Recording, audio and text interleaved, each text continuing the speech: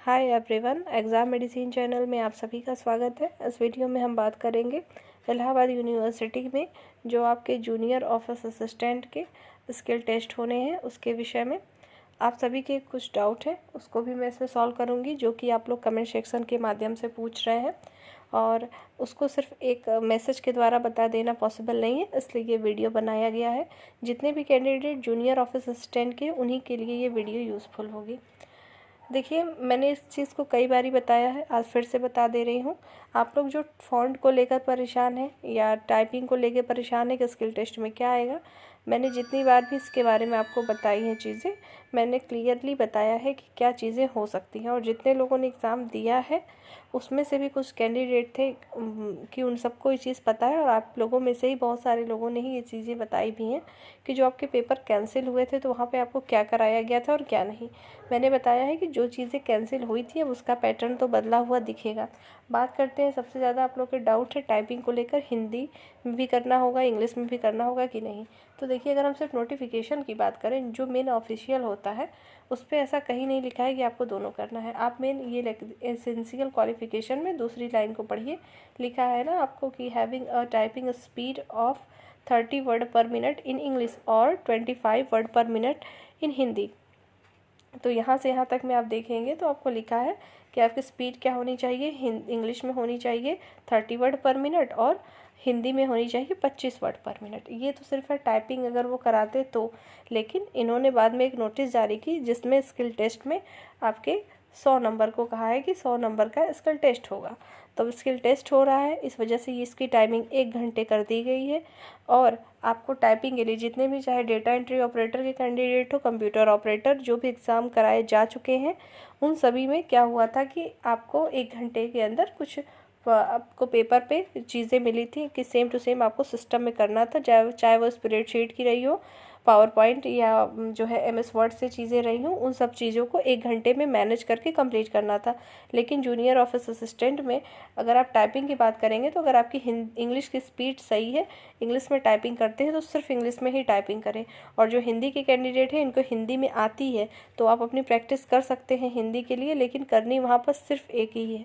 यदि आपसे वहाँ बोला जाता है कि आपको दोनों करनी है तो आप वहाँ पे बोल सकते हैं कि जब नोटिफिकेशन में एक ही है तो आप दोनों क्यों करेंगे। दूसरी बात ये है कि आप लोग इंग्लिश में अगर कंफर्ट है तो सिर्फ इंग्लिश में ही टाइपिंग करिए। और रही बात स्किल टेस्ट की, आधे घंटे आपको टाइपिंग करने को दिया जा सकता है, फिर उसके बाद हो सकता है कि जिस तरीके से डेटा एंट्री ऑपरेटर के कैंडिडेट को दिया गया था, उन लोगों में तो कुछ कैंडिडेट को सी लैंग्वेज की भी चीज़ें पूछ ली गई थी कि अगर आपको सिस्टम पे उसको बनाना है, करना है तो कैसे कर सकते हैं। तो खैर उनके में कुछ एक्सपीरियंस मांगे थे कंप्यूटर ऑपरेटर में, तो उनका अलग मैटर है।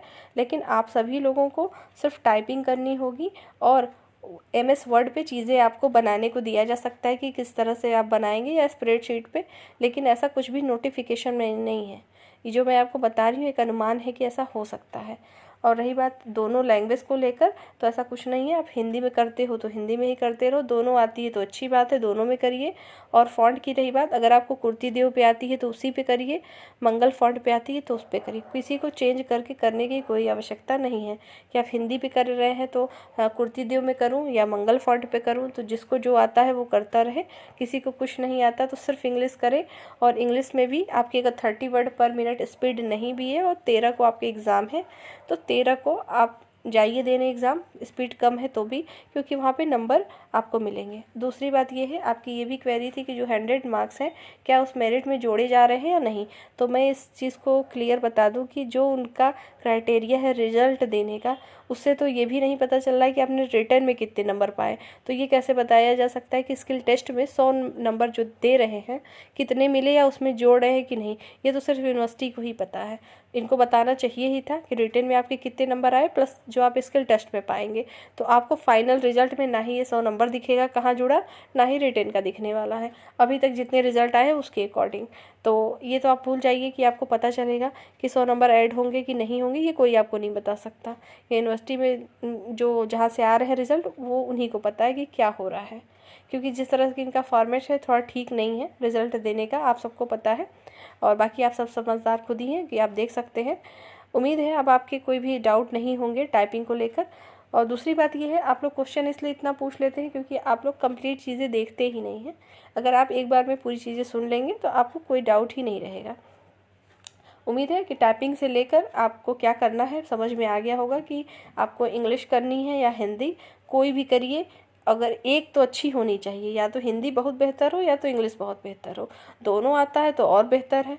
अगर कुछ नहीं आता है तो फिर अब आगे कहा ही किया जा सकता है। तो इंग्लिश में ही सिर्फ करते रहिए, नहीं आता है तो। और हिंदी फॉन्ट अगर जो लोग को कुर्ती देव आती है तो वो उसी पे करें, मंगल पे आता है तो करें, ठीक है। और एक चीज़ और, जब आप एग्जामिनेशन हॉल में जाइए टाइपिंग करने को, अगर आपसे दोनों चीज़ कही जाए तो आप वहाँ पे, आप अकेले बोलने से नहीं होगा। ये वीडियो अगर बहुत लोग सुन रहे होंगे, आप सभी लोगों को एक ही जगह सेंटर भी मिला हुआ है, ठीक है।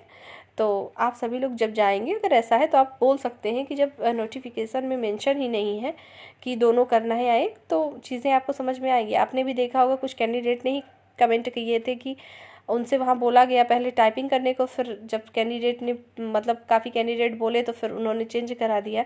जो भी चीज़ें एग्जामिनेशन हॉल के अंदर क्या हो रही हैं वो आप सब बेहतर तरीके से समझ सकते हैं जो एग्ज़ाम देने जाएंगे।